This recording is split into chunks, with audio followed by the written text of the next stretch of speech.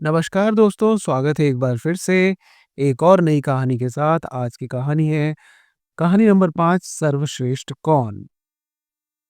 पहले की तरह ही एक बार फिर से राजा विक्रमादित्य शमशान में पहुंचे। सिरस के वृक्ष की मोटी शाखा पर उल्टे लटके शव को नीचे उतारा और उसे अपने कंधे पर डालकर मौन भाव से आगे चल पड़े। कुछ आगे चलने पर शव में स्थित बेताल बोला, राजन, रात्रि के इस पहर में आप जो ये कठिनाई झेल रहे हैं, ये निसंदेह प्रशंसनीय है। पर मुझे भी ये संदेह होता है कि कहीं आप अपना मानसिक संतुलन तो नहीं खो बैठे। मुझे नहीं मालूम कि आपका उद्देश्य क्या है। आप क्यों मुझे पकड़कर कहीं ले जाना चाहते हैं। फिर भी मैं आपके मनोरंजन के लिए एक कथा सुनाता हूँ, जिससे आपका रास्ते की थकान महसूस ना हो। ये कहकर बेताल ने राजा को एक कहानी सुनाई। प्राचीन समय में वाराणसी में विष्णु स्वामी नाम का एक बहुत धनवान अग्निहोत्री ब्राह्मण रहता था। उसके 3 पुत्र थे। वे बड़े चतुर और बुद्धिमानी थे। एक बार पंडित विष्णु स्वामी ने एक यज्ञ आरंभ किया और अपने पुत्रों को एक कछुआ लाने के लिए भेजा। इसके लिए वो तीनों भाई समुद्र तट पर गए। कछुआ पाकर बड़े भाई ने छोटे भाई से कहा, यज्ञ करने वाले पिताजी के लिए तुम दोनों में से एक इस कछुए को ले जाओ। दुर्गंध और चिकनेपन के कारण मैं इसे नहीं ले जा सकता। बड़े भाई की बात सुनकर दोनों छोटे भाई बोले, भैया, अगर इस काम में तुम्हें घृणा आती है तो हमें क्यों नहीं आएगी। यह सुनकर बड़ा भाई बोला, तुम इसे ले जाओ और पिताजी को दे दो। यदि तुमने ऐसा नहीं किया तो पिताजी का यज्ञ पूरा नहीं हो सकेगा और लोगों के सहित वे भी नर्क को प्राप्त होंगे। बड़े भाई की बात सुनकर दोनों छोटे भाई हंसकर बोले, भैया, तुम हम लोगों का धर्म तो जानते हो, किंतु वही तुम्हारा भी है, यह नहीं जानते। इस पर बड़े भाई ने कहा, तुम लोग क्या मेरी दक्षता नहीं जानते। मैं भोजन दक्ष हूं, इसलिए घृणित वस्तु को नहीं छू सकता। यह सुनकर मझला भाई बोला, तब तो मैं भी तुमसे अधिक दक्ष हूं। वे विलक्षण, मैं विलक्षण नारी दक्ष हूं।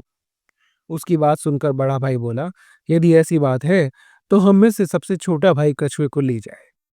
उन दोनों की बातें सुनकर सबसे छोटा भाई क्रोधित होकर बोला, अरे मूर्खों, मैं तो तूलिका दक्ष हूं। अब अतः मैं तुम दोनों से ही चतुर हूं। इस प्रकार जब वे तीनों भाई अभिमान में होकर आपस में लड़ने झगड़ने लगे, तब कछुए को वहीं छोड़ करके वो उस झगड़े को निपटारा करने के लिए उस नगर के राजा के पास चल पड़े। वहां प्रतिहारों के द्वारा अपनी खबर भिजवाकर वे अंदर गए और उन्होंने राजा से अपना वृत्तांत कर सुनाया। उनका वृत्तांत सुनकर राजा ने कहा, आप लोग यहीं रहिए, जिससे मैं क्रमशः आप तीनों की परीक्षा ले सकूं। राजा की बात मानकर वे तीनों वहीं ठहर गए।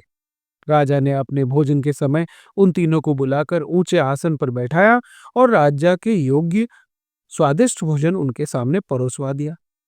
जब सब लोगों ने भोजन आरंभ किया, तब भी भोजन दक्ष व ब्राह्मण पुत्र घृणा से मुंह बनाकर बैठा रहा। उसने मुंह में ग्रास नहीं डाला। तब राजा ने उससे पूछा, भोजन तो स्वादिष्ट है और सुगंधित है, आप खाते क्यों नहीं। वो ब्राह्मण बोला, महाराज, इस भात में मुर्दे के धुएं की दुर्गंध है। सभी से स्वादिष्ट होने पर भी इसे खाने में मेरी कोई इच्छा नहीं होती। यह सुनकर राजा सोच में पड़ गए।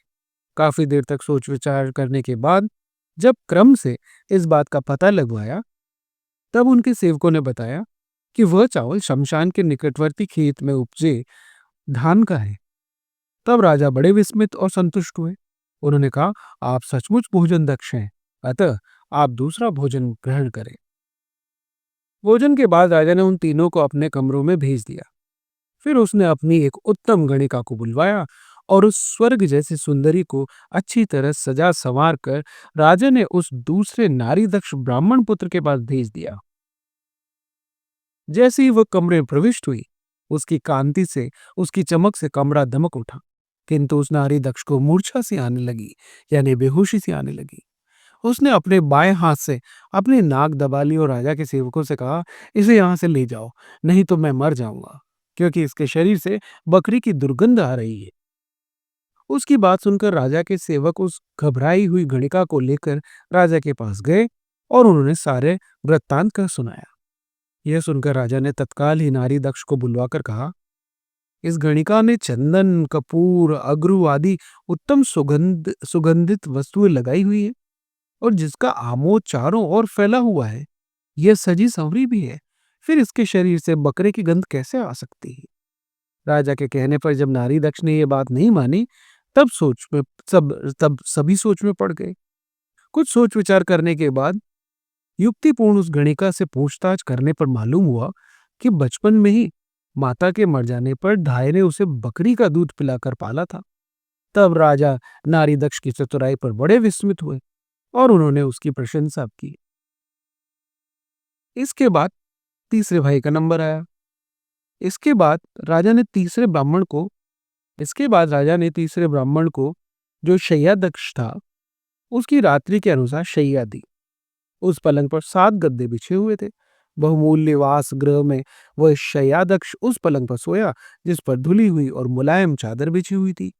अभी आधी रात ही बीती थी कि वह नींद से जाग उठा और हाथ बगल में दबाए हुए पीड़ा के कारण रोने लगा। राजा के जो सेवक वहां थे, उन्होंने देखा कि उसके पंजरे में केश का गहरा, यानी बाल के जितना गहरा, कठोर और लाल दाग बन गया है। जब सेवकों ने ये बात राजा को बताई, तो उन्होंने कहा, तुम लोग जाकर देखो कि गद्दों के नीचे कुछ है या नहीं। सेवकों ने एक एक गद्दे के नीचे देखा, तो उसने उन्होंने सबसे अंतिम गद्दे के नीचे पलंग पर एक केश यानी बाल पड़ा देखा। उसे लाकर सेवकों ने राजा को दिखाया। राजा ये सोचकर आश्चर्य करते रहे कि 7 गद्दों के नीचे उस केश का दाग उसके शरीर पर कैसे पड़ गया। इसी सोच विचार में किसी तरह उन्होंने रात बिताई। दूसरे दिन राजा ने उन तीनों को उनकी अद्भुत चतुराई और सुकुमारता के लिए 3 लाख स्वर्ण मुद्राएं दी। तब वे तीनों भाई सुखपूर्वक वहीं रहने लगे और कछुआ तथा पिताजी को ये यज्ञ में विघ्न पड़ने से जो पाप हुआ था, उसको भूल गए। यह अद्भुत कहानी सुनकर बेताल ने विक्रमादित्य से पूछा, राजन, इसमें से कौन सबसे अधिक चतुर था? मेरे इस संदेह का निराकरण यदि आप जानकर भी नहीं करेंगे, तो आपके सिर के टुकड़े टुकड़े हो जाएंगे। यह सुनते ही बुद्धिमान राजा विक्रमादित्य ने बेताल को उत्तर दिया, मैं इसमें से शैयादक्ष को ही श्रेष्ठ मानता हूं, क्योंकि उसकी बात में कुछ छिपा ढका नहीं था।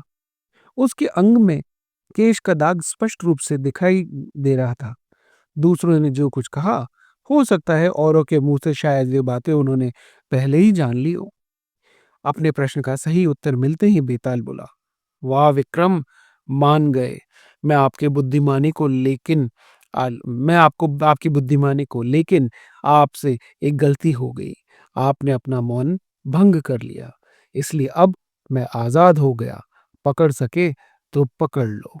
और ये कहकर बेताल फिर से वहां से उड़कर सिरस के वृक्ष पर जाकर लटक गया।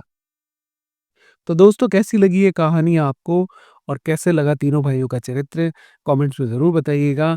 और लाइक कीजिए, शेयर कीजिए, सब्सक्राइब कीजिए हमारे इस चैनल को, ताकि और अच्छी-अच्छी कहानियाँ मैं आपके लिए ला सकूँ। के साथ अगले वीडियो में, तब तक के लिए राधे राधे।